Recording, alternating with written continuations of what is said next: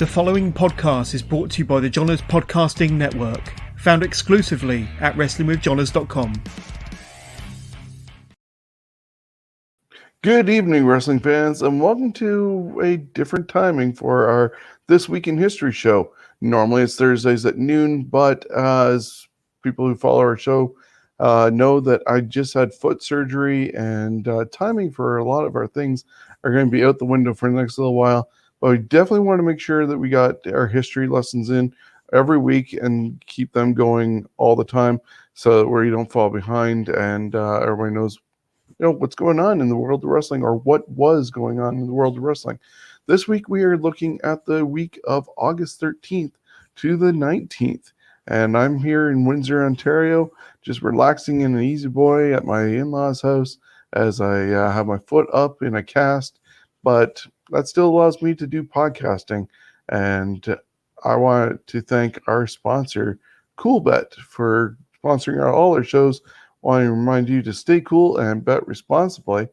Plus, remind everybody to stop by our Pro Wrestling Tees store at prowrestlingtees.com/scumbagswrestling. And if you can buy any of the 4 t-shirts that are there, we're going to be taking down the Raw's War tribute t-shirt and replace it with another one soon. But also, you can always get the Ontario Independent comic book cover shirt, and all proceeds from that sale are going to Stephen's Wrestling Journey with Sick Kids Hospital doing Curie malformation research. So check out our shirts at prowrestlingtees.com/scumbagswrestling. Now, as I said, we're going to do our best to keep you informed with the world of wrestling and what was, and we can't do that until we drop by Niagara Falls and welcome in Jonesy, who ends up putting this all together for us, at least the written stuff. How are you, Jonesy? I'm pretty good, and it's kind of going back in time because once the 2000s hit, I didn't watch wrestling as heavy as I did back in the 90s. Understandable. A lot of people dropped off after the WCW collapse and ECW collapse as well, and when there was only one organization really around with WWE, there was a lot of people that dropped off from watching wrestling. Casual fans were just there for WrestleMania, sometimes SummerSlam, Royal Rumble, but we're not around for the big stuff that kept on going. But we're going to refresh people's memories who were along for the ride, and also educate those who were not around for the 2000s to now, the last 20 years. So if you're ready to go, we're good. I am. We're going to start with August 13th and ECW. 27 years ago, Eastern Championship Wrestling presented Hardcore Heaven 94 from, of course, Philly. Some of the matches on the card: Jason Knight defeated Mikey Whipwreck to win the ECW Television Championship.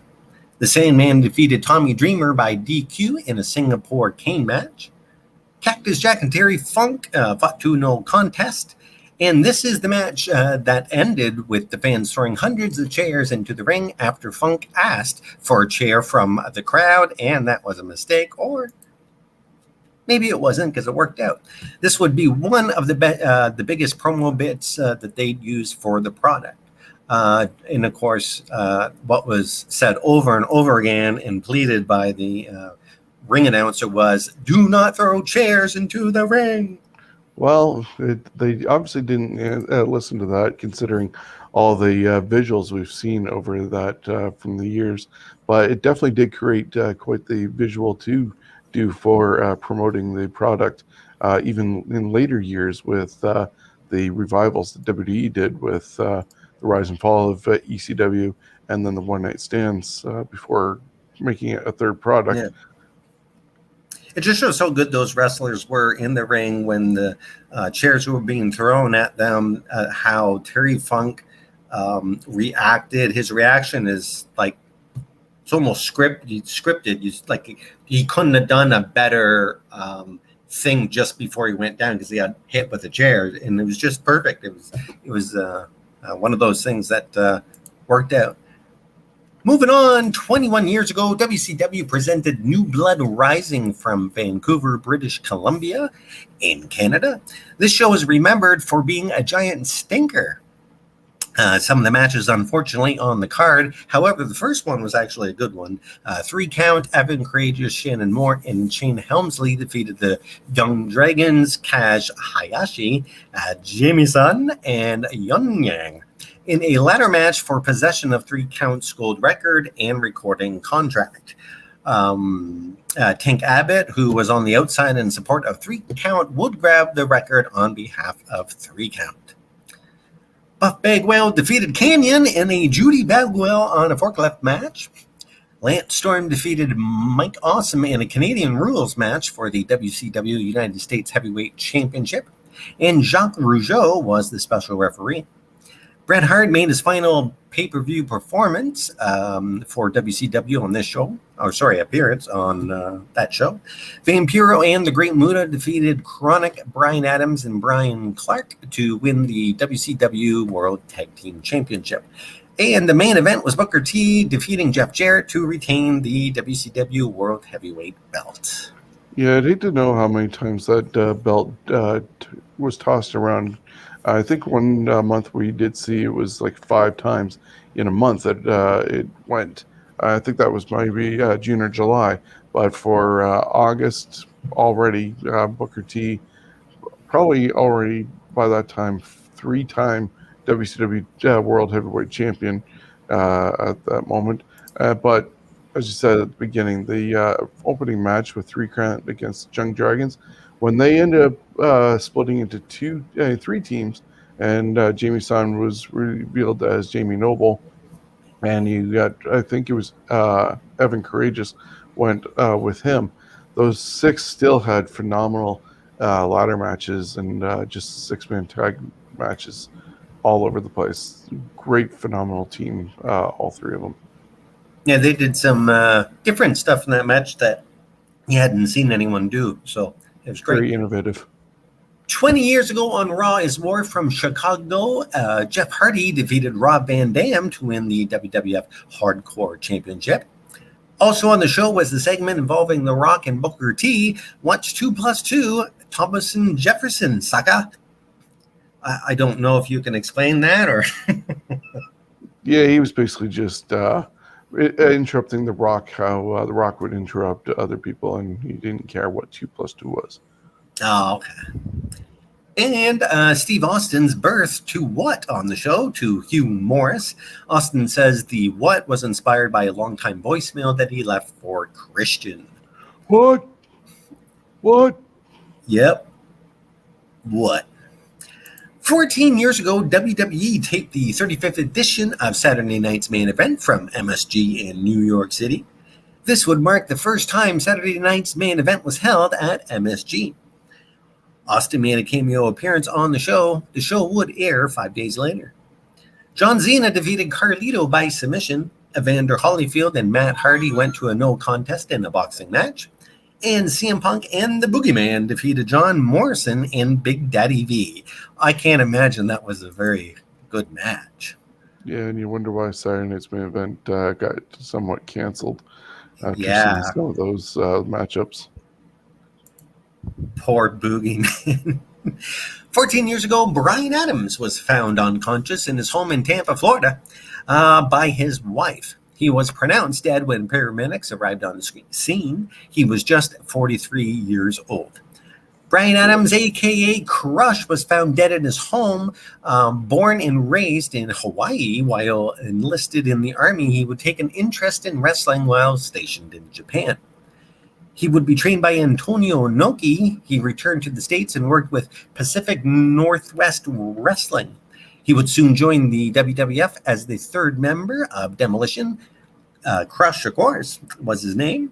He became a WWF Tag Team Champion before ever wrestling a match in WWF because of the Free Bird rule. He'd soon become Crush Shaka Bra. He was more of a Hawaiian Crush. Turned on Macho. Sorry, that's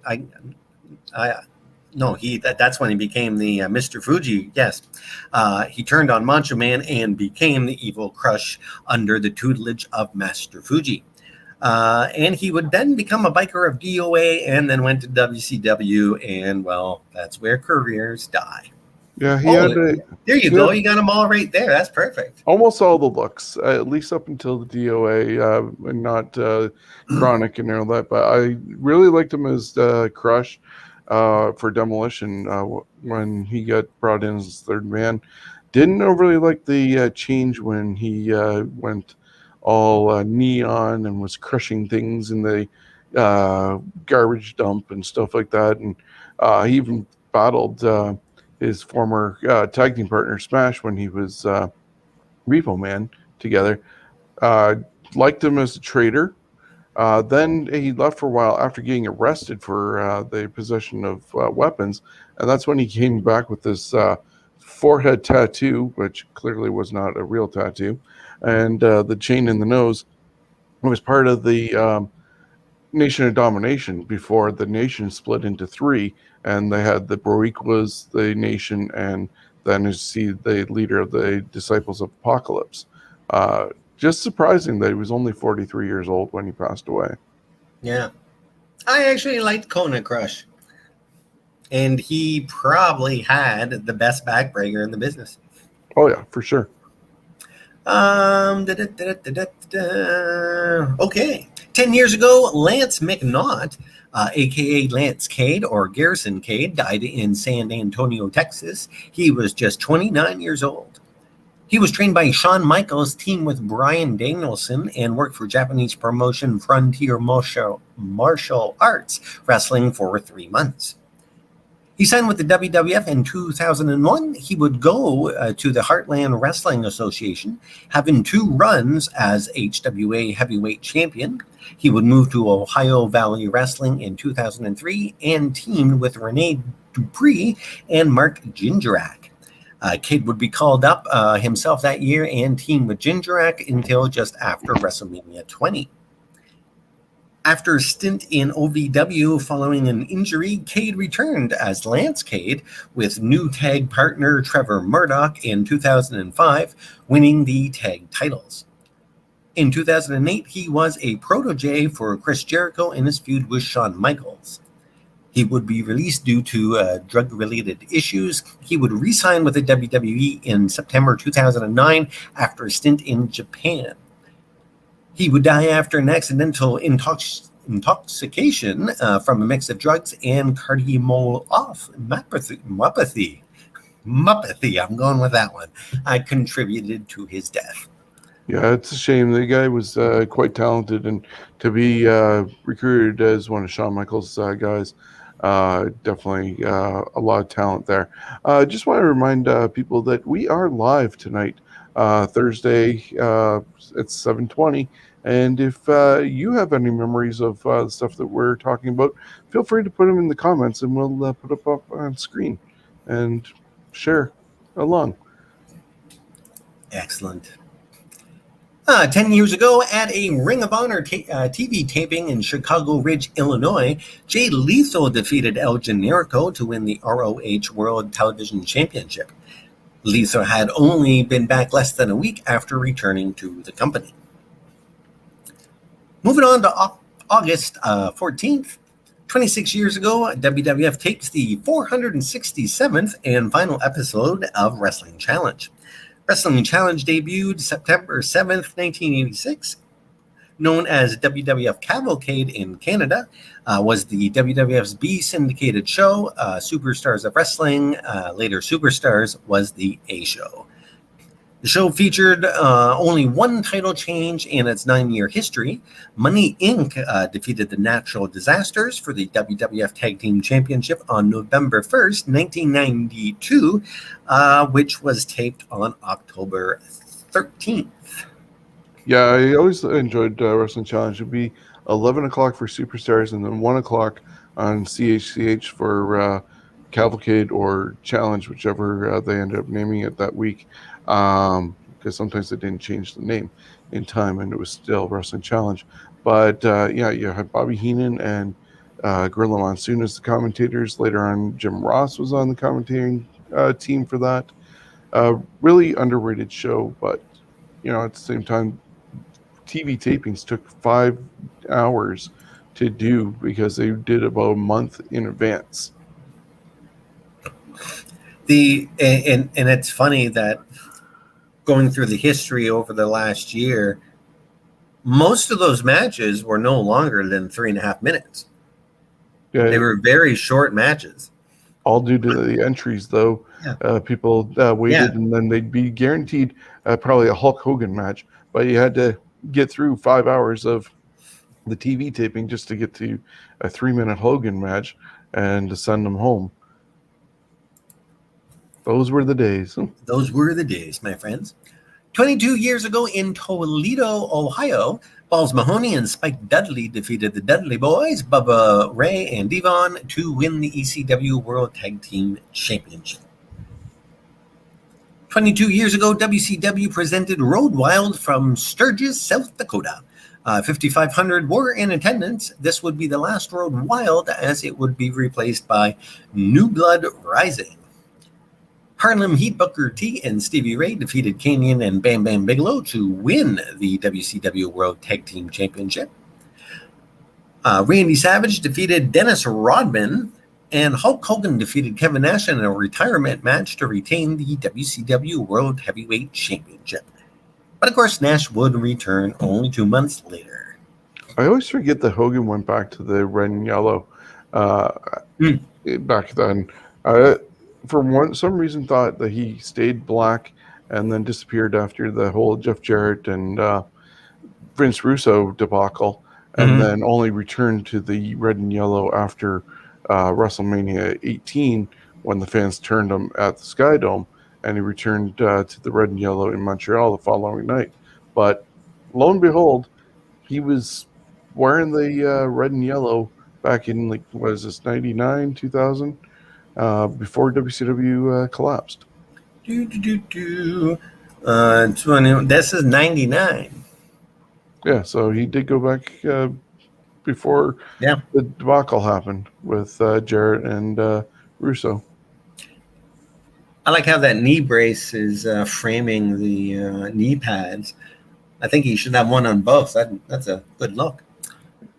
Moving on, 21 years ago on WCW Nitro in Kelowna, BC, the Filthy Animals, Rey Mysterio Jr. and Juventud Guerrera, defeated the Dark Carnival, Vampiro, and the Great Muta to win the WCW World Tag Team Championship.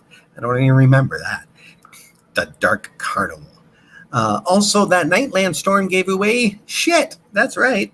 He could keep his WCW United States Championship belt, but he would give away the Cruiserweight title, which he renamed the 100 kilogram and under championship. And he gave it to Alex Skipper, and the Hardcore Championship, which he renamed the Saskatchewan Hardcore International title, which was shit.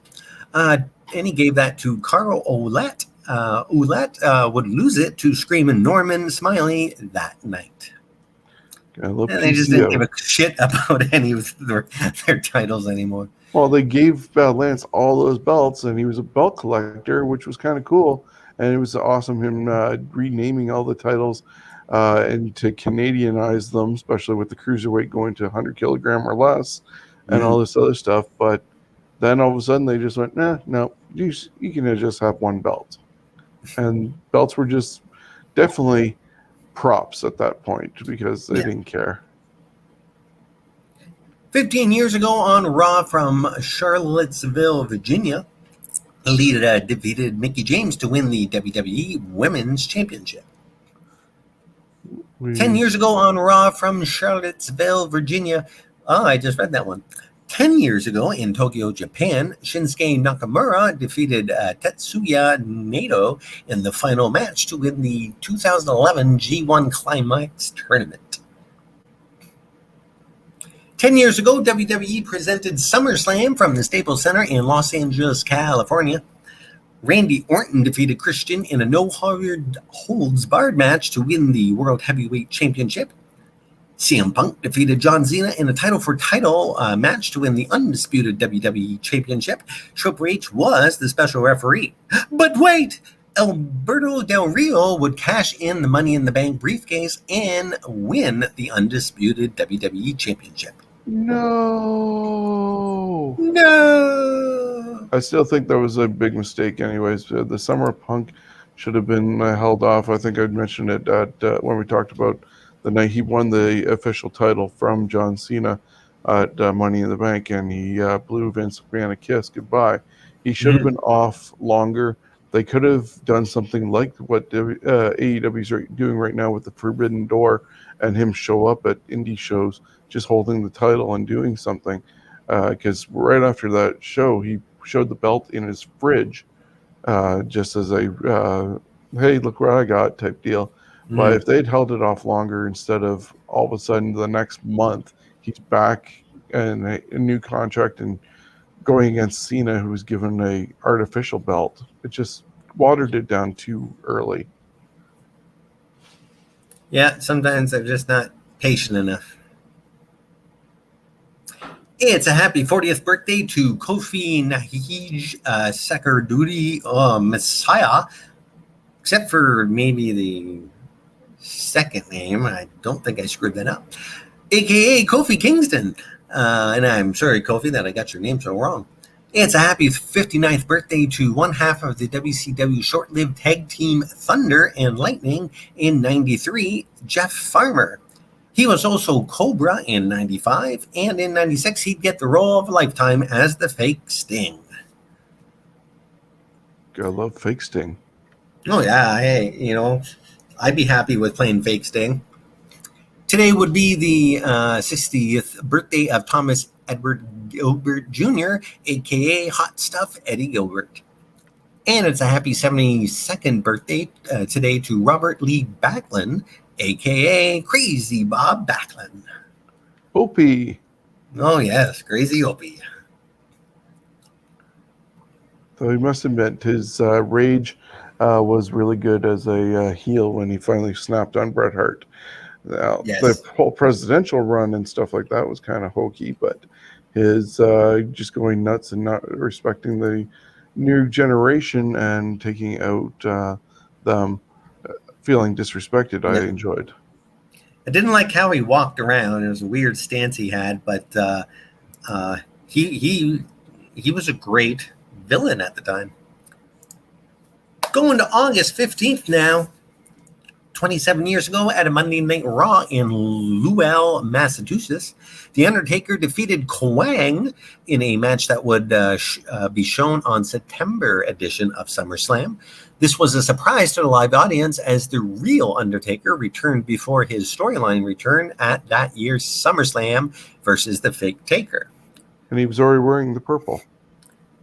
Yeah, isn't that funny? Of course, Kwang would become Salvio Vega and have a much better run than as he did with Kwang. Those fans probably were like, "Well, wow, why is he wearing new and why is he here?" And of course, the thing that I have here is that whole thing with Leslie Nielsen and George Kennedy. So they must have skipped that show. They must have not have known about that show. Yeah, maybe not. 26 they were years on the ago, hunt for Undertaker. Yes, they were. 26 years ago, Kenji Muta defeated Shinya Hashimoto to win the New Japan Pro Wrestling G1 Climax Tournament. This was Muta's only G1 tournament crown, which is hard to believe. 17 years ago in Tokyo, Japan, Hiroshi Tenzan defeated Hiroshi Tenhashi by submission to win the NJPW G1 Climax Tournament for that year. 17 years ago, WWE presented SummerSlam from Air Canada Centre in Toronto. Kane defeated Matt Hardy in a Death Do Us Part match. As a result of the win, Kane won the right to marry Lita. Woohoo!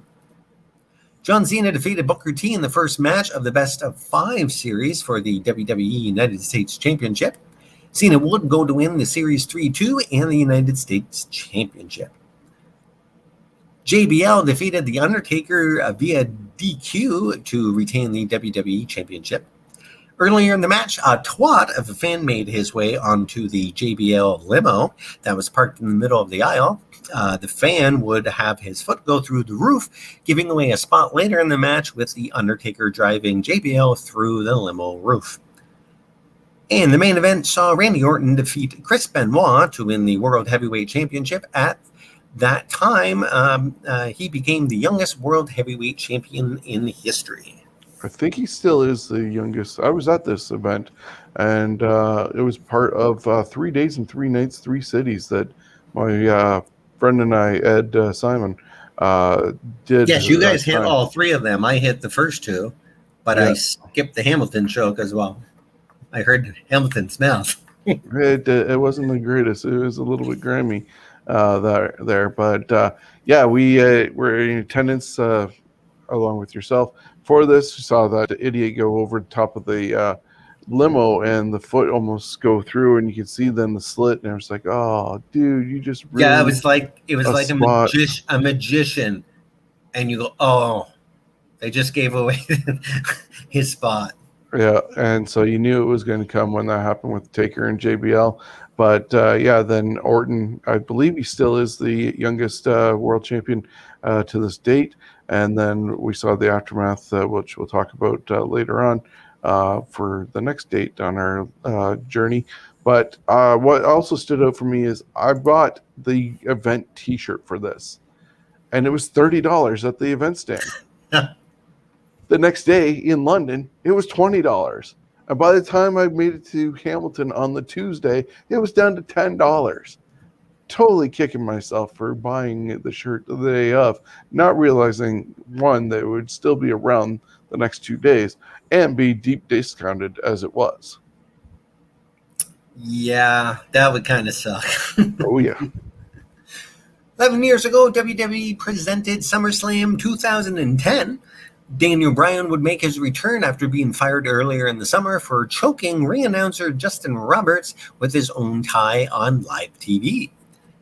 Melina defeated Alicia Fox to win the WWE Divas Championship. Kane defeated Rey Mysterio to retain the World Heavyweight Championship. And Team Xena, being Xena, Morrison, R-Truth, Edge, Bret Hart, Chris Jericho, and Daniel Bryan, defeated Team Nexus, being Wade Barrett, David Otunga, Justin Gabriel, Heath Slater, Darren Young, Skip Sheffield, and Michael Tarver. 7-6 in an elimination tag team match. Yeah, that was just horrible. The match itself was decent until you got to the ending, and I heard that both Edge and Jericho tried to convince everybody that the Nexus need to go over, and they did need to go over if they were going to live to do anything else. And unfortunately, Cena, for whatever reason, thought he needs to go over, and he was the sole survivor of that whole match. And that basically spelled the ending of the Nexus. They just pittered out, they split up, they became the core. It was just a horrible scene afterwards. And if they just listened to Edge and Jericho. Yeah, those are the type of matches that the big star can lose. Yeah, they could have protected him. Like, look at how even at Survivor Series 90 with The Undertaker's debut, they did not get him to lose. He brawled with Dusty Rhodes to get counted out. Yep. There was no shine taken off him. They could have done the same thing if they wanted to with Cena, and somebody else could have taken the final fall. And because everybody else was willing to lose on Team Cena, so they could have done that, and the Nexus could have stood tall. Now, they're just a footnote in history. Yipper. 9 years ago, at an Impact taping, Miss Tessmacher defeated Madison Rayne to win the TNA Knockouts Championship. 8 years ago, TNA presented Hardcore Justice on a special episode of Impact Wrestling. From Norfolk, Virginia, Kazarian defeated Jeff Hardy, AJ Styles, and Austin Aries in a Bound for Glory's series ladder match. And Bully Ray defeated Chris Sabin to win the TNA World Heavyweight Championship. And the next week's tapings for Impact took place also that night. Devon would be fired after the main event. Mafia, AJ Styles, Magnus, Rampage Jackson, Samoa Joe, and Sting defeated Aces and Eights, which consisted of Devon, Garrett Bischoff, Nux, Mr. Anderson, and Wes Briscoe. Pre-match stipulations, Devon was given the boot. August 16th, 61 years ago, Vern Gagne awards himself the AWA World Heavyweight Championship after Pat O'Connor wasn't allowed to defend his AWA Championship as he was the recognized NWA champ. Gotta love when bookers and owners of companies award themselves the belt. Yeah.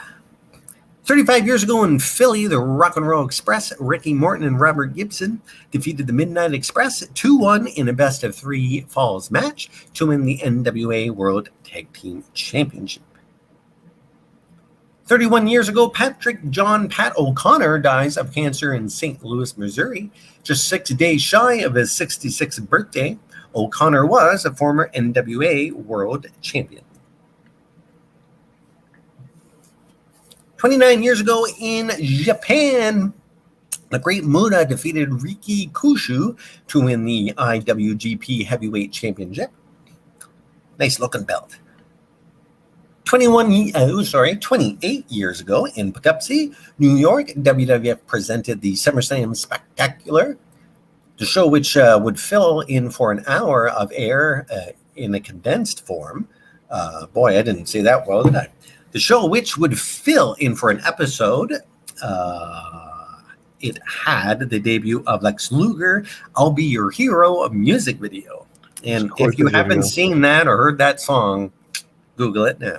It's on, I believe, the 3-disc set that they put out, if you had the CDs at the time.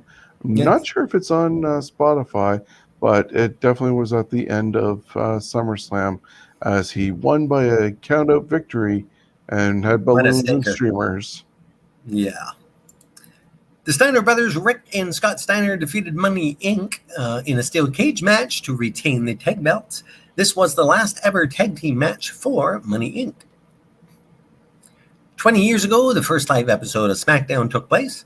The show debuted a new theme, The Beautiful People, by Marilyn Manson, and a new set, a large fist breaking through the glass.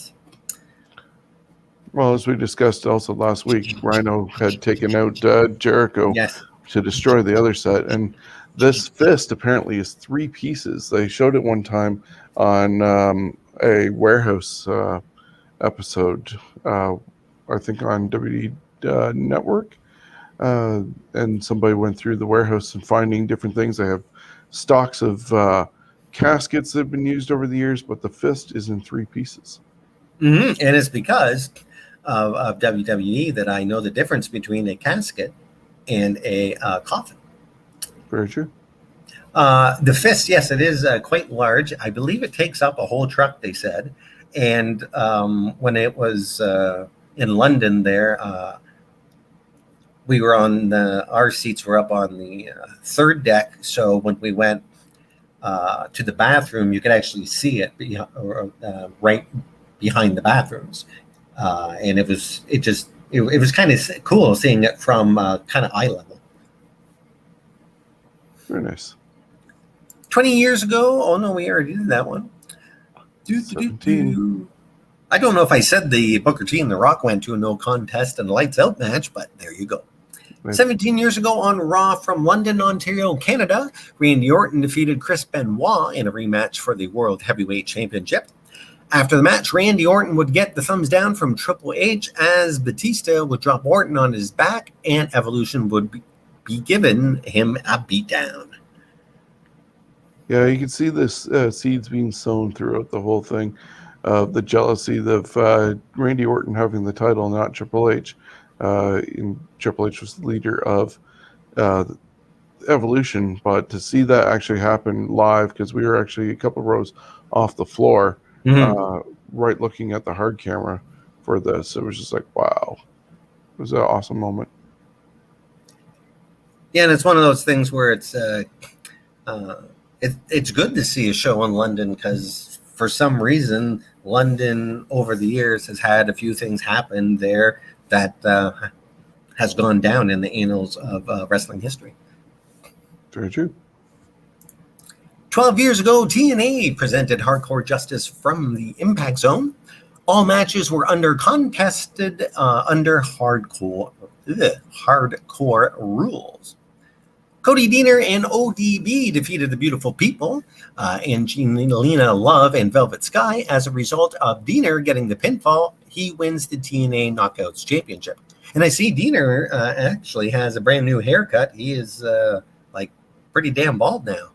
Yeah, he changed his character a few months ago in Impact Wrestling, and he's with Eric Young and just a bunch of misfits instead of being the redneck.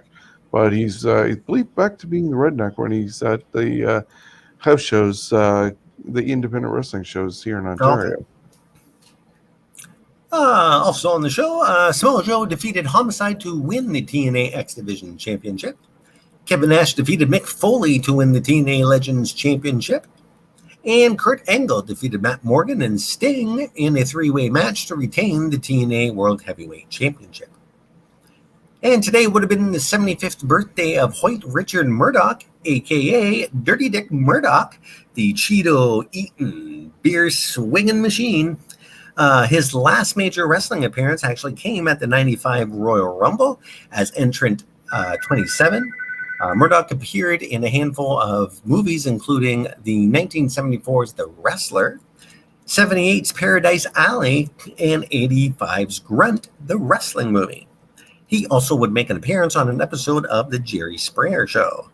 And did you know that Murdoch was a member of the Ku Klux Klan? Yeah, I've heard that a couple times on Jim Ross's podcast that he is a card-carrying member of the KKK. That blew me away.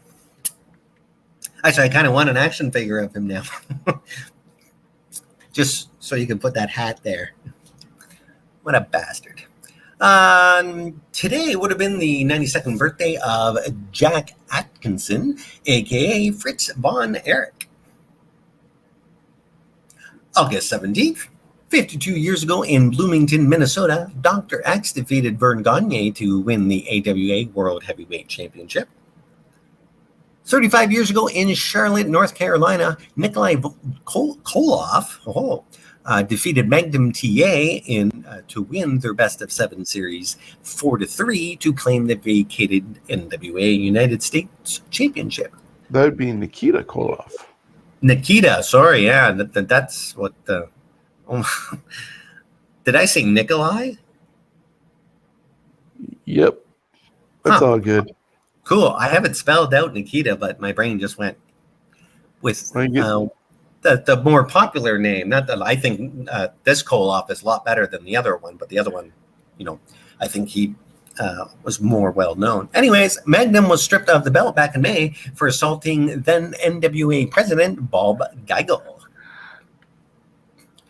35 years ago in Fayetteville, North Carolina, Nikita Koloff defeated Tully Blanchard to win the NWA World Television Championship. 24 years ago, ECW Hardcore, there we go, I lost my spot. Hardcore Haven 97 from the War Memorial Auditorium in Fort Lauderdale, Florida. Rob Van Dam defeated Al Snow in a Monday Night Wars rules match. Tommy Dreamer defeated Jerry Lawler. Jake the Snake would make his only ECW appearance during the match.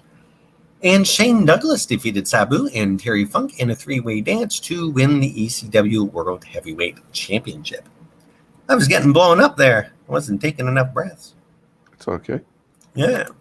8 years ago, WWE presented SummerSlam from the Conseco Fieldhouse in Indianapolis, Indiana. This would be the first pay-per-view of the PG era. However, the PGA era had a man-on-woman violence moment when Chris Jericho struck Shawn Michaels' wife, Rebecca, during a promo segment. Oops. Yeah, whoops. Santino Marella and Beth Phoenix defeated Kofi Kingston and Mickie James in a mixed tag team match to win the WWE IC and Women's Championship. Batista defeated John Cena. Cena would suffer a herniated disc in his neck. He'd require surgery and would be back by Survivor Series. And The Undertaker defeated Edge in a Hell in a Cell match.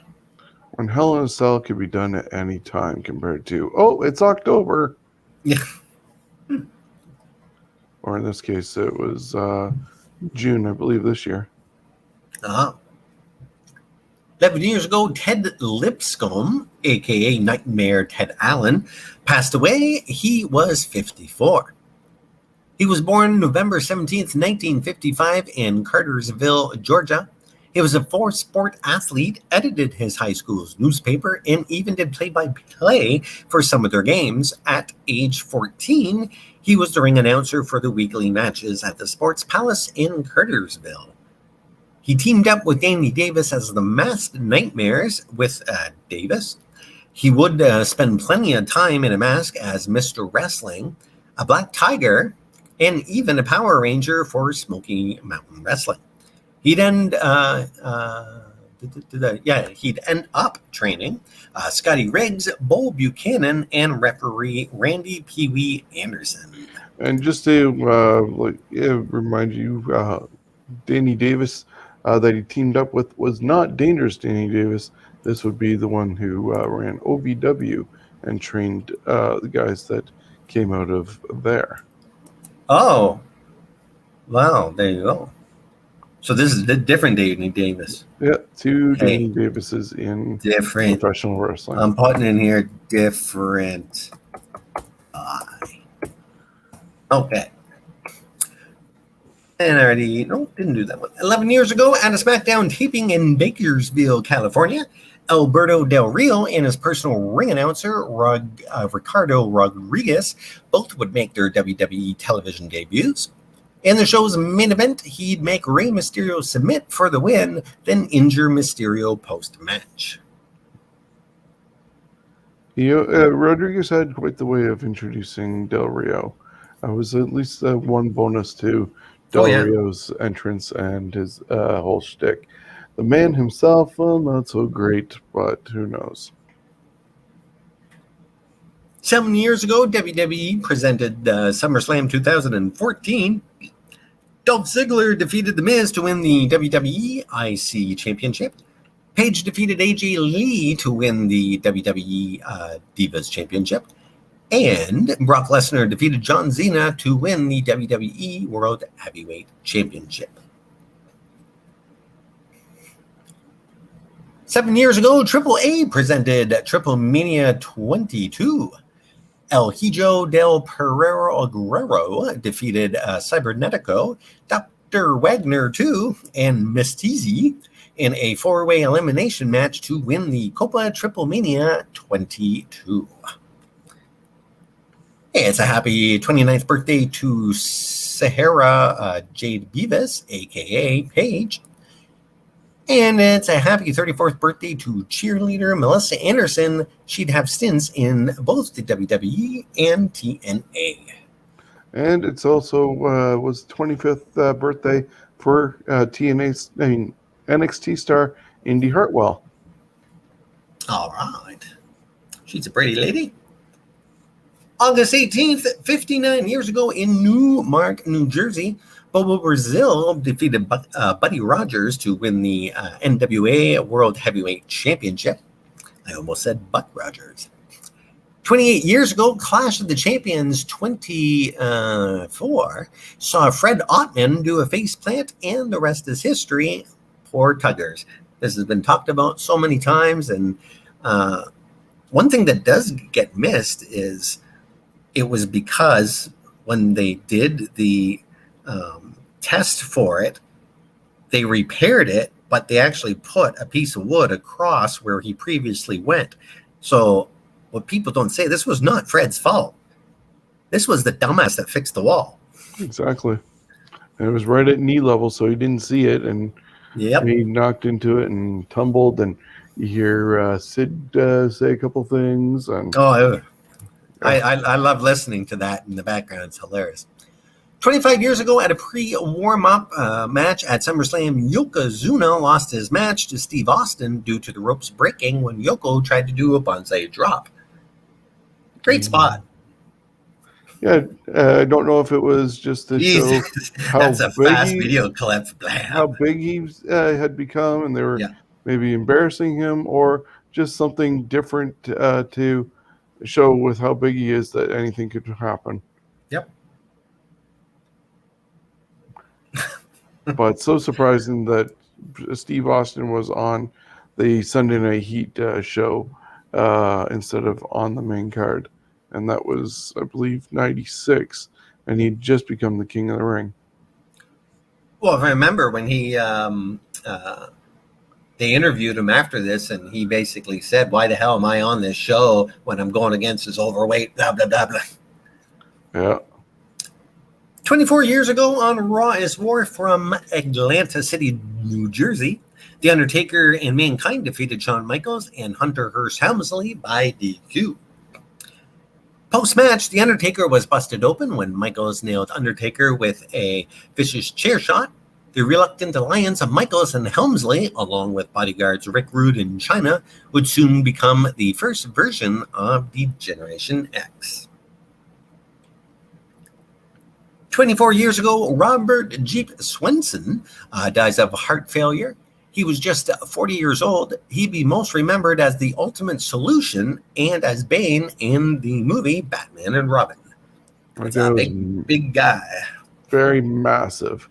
But yeah, he had his one shot in WCW as part of that really weird three-cage match and brought in Zeus or Z Gangsta and the Ultimate Solution and the Horseman and the Dungeon of Doom. Yeah, just really cluster.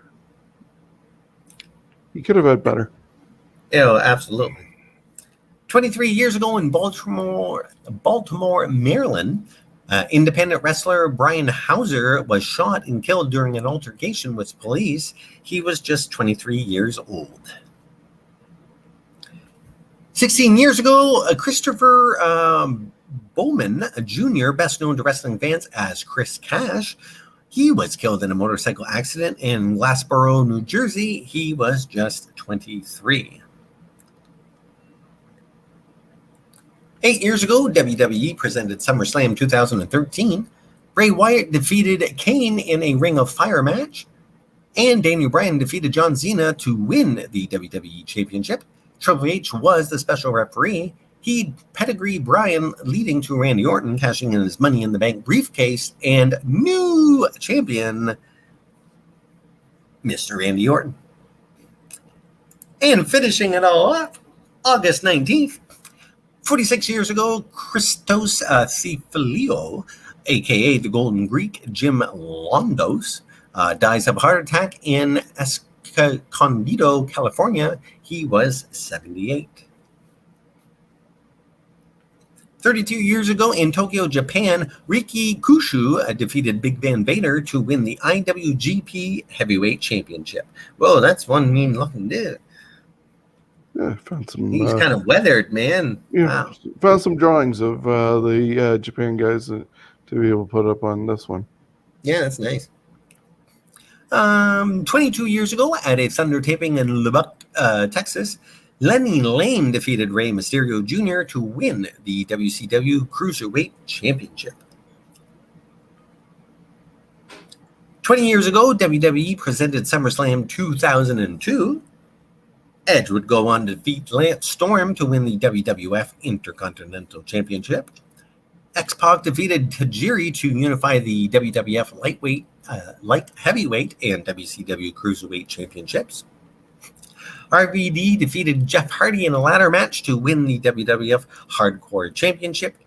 The Undertaker and Kane defeated Diamond Dallas Page and Kanyon in a steel cage match to unify the WWF and WCW Tag Team Championships. And The Rock defeated Booker T to win the WCW Championship. There we go. 19 years ago, today on Raw from Norfolk, Virginia, Bradshaw defeated Tommy Dreamer to win the WWE Hardcore Championship. but he loses it moments later to Crash Holly, then who loses it back to Dreamer. 9 years ago, WWE presented SummerSlam 2012 in a pre-match show. Antonio Cesaro defeated Santino Marella to win the WWE United States Championship. The Miz defeated Rey Mysterio to retain the WWE IC belt. Sheamus defeated Alberto Del Rio to retain the World Heavyweight Championship. CM Punk defeated Big Show and John Cena in a triple threat match to retain the WWE Championship. And Brock Lesnar defeated Triple H via submission. And ending it all 8 years ago on... Oh, sorry, I got two more things. 8 years ago on Raw from Anaheim, California. Someone would suffer broken fingers after a dive on Alberto Del Rio. I missed the guy's name somehow. I must have erased it. So I don't know who. Oh, Sin Cara must have. There you go. This was the last televised match in the WWE as he'd returned to Mexico and would be released 2 weeks before WrestleMania 30. This would be the original Sin Cara. The original, yes. And it was not very missed. No. And it's a happy 55th birthday to Lillian Annette Garcia. And that is it for this week in wrestling history. It is compiled from the vast land of Google, Wikipedia, cageseats.com, and most importantly, from fans and journalists that had front row seats to history and bothered to write it down. And of course, a big thank you to our sponsor, Coolbet, Coolbet.com, and sports book betting and casino games. Stay cool and bet responsibly. Yeah, as always, we want to thank Coolbet for being a part of our show, and thank you for putting it together, Jonesy. I know there's another episode ready to do very shortly, so we'll do that for next week, which will return to its Thursday time slot, I believe, at 12 o'clock.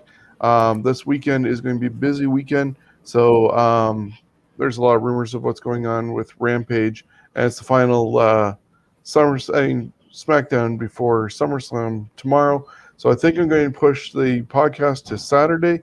There's also going to be a preview of the SummerSlam and NXT show that are coming up on Saturday and Sunday on pay-per-view for the Scumbags Predictions League. This is a separate standalone one where somebody who gets the most points for both shows will win a prize. But we're also ending session number 1 of our competition for the title. And so there will be 2 winners advancing to the finals coming up after this weekend as well. So that will happen. So check out our page over at scumbagswrestling.ca for more information on how you can be a part of it, how you can submit your picks for the matches that are scheduled. I think there's about 15 in total between SummerSlam and NXT TakeOver 36. So those need to be in before 6 o'clock on Saturday and 6 o'clock on Sunday for both those shows. And then Monday I'll have it all compiled up to award or at least acknowledge who won the most points for the session and also for the weekend. So that's with the Scumbags Prediction League. Check that out. There's going to be a show giving preview of the 15 matches that are up on this weekend, and we'll give picks of who I'm going for and see if you agree or disagree, and we'll have fun comparing notes throughout the show. So that is this week's stuff going on. We're hoping, since I am convalescing on a lazy boy for the next little while, that I'm going to be able to do a couple of fantasy warfares and get those back and going. Just Jonesy Stevens and my schedule has just been really crazy with reopenings of COVID and stuff. But we thank you for joining us. Be a part of the show. If you want to be a guest spot, let me know. scumbagswrestling@gmail.com or on our Facebook page. So that's what I got to plug. And Jonesy, you got anything else you want to plug before we get out of here? Nothing I can mention on air, no. Okay. There is one other thing. Next weekend here in London, Ontario. Well, I'm in Windsor. But in London, Ontario, there's Hot Sauce Expo. There's summer party at Budweiser Gardens. Check out hotsauceexpo.com. 35 vendors of hot sauces, chicken wings, beer tents, entertainment. Jake and all them are getting back out there as much as they can with COVID provisions being adhered to. But London had Ribfest at the beginning of August. We got Hot Sauce Expo at the end of August. Get out there, support local events. And London, Ontario is a short drive from anywhere in Ontario, basically. 2 to 3 hours, depending on how fast you drive. So go out and support Hot Sauce Expo. And I think that is going to wrap us up. And we'll catch you later on, Jonesy. Have a good night. Doodle.